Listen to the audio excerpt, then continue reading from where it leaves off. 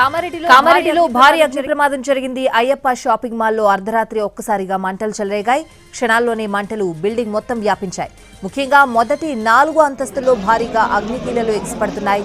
ఇప్పటికే షాపింగ్ మాల్లోని దుస్తులు, ఫర్నిచర్ కాలిబూడిదయ్యాయి. ఈ ప్రమాదంలో దాదాపు 6 కోట్ల ఆస్తి నష్టం వాటిల్లింది.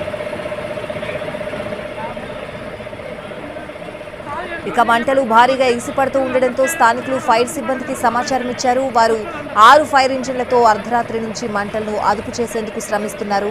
అయితే దాదాపు 7 గంటలు గడిచినా మంటలు అదుపులోకి రాలేదు. దీంతో షాపింగ్ మాల్ పక్కన ఉన్న ఆసుపత్రిని ఖాళీ చేయించారు అధికారులు.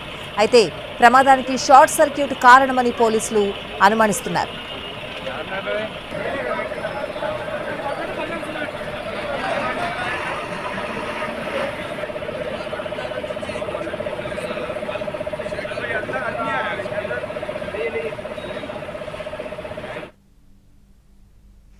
షార్ట్ సర్క్యూట్ అయిందో ఏమేమి తెలియదు, ఎలా జరిగింది అనేది మాకు కూడా కన్ఫర్మ్ కాలేదు. ఇంకా సో అంటే మా వాచ్మెన్ చెప్తేనే వీళ్ళు పొగలుతుంది చెప్పగానే జనాలందరూ పోగైంది. 11 o'clock కదా జరిగింది. 11:20కి మా వాచ్మెన్ ఫోన్ చేసి తోడి అందరం వచ్చినాము. అప్పట్లో పోలీసు వాళ్ళు అందరూ ఇక్కడ జరిగింది.